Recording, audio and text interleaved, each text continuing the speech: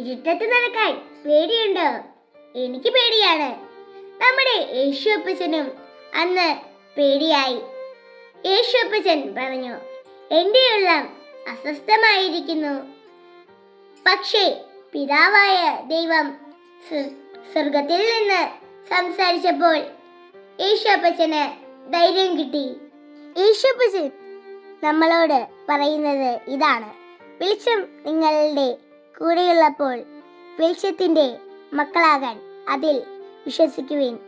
പ്രിയപ്പെട്ടവരെ, എനിക്ക് നിങ്ങളോട് ചോദിക്കാനുള്ളത് ഇതാണ്: നമ്മുടെ ഉള്ളിലെ വെളിച്ചം അണഞ്ഞുപോയോ?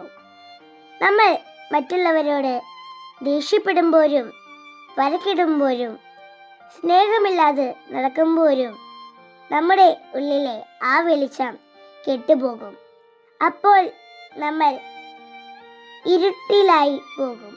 ഇരുട്ടിൽ നടന്നാൽ നമ്മൾ വഴിതെറ്റിപ്പോകും.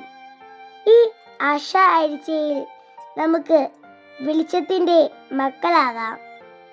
യേശുപ്പച്ചൻ കാണിച്ചു തന്ന സ്നേഹത്തിൻ്റെ വെളിച്ചത്തിൽ നമുക്ക് ഒരുമിച്ച് നടക്കാം.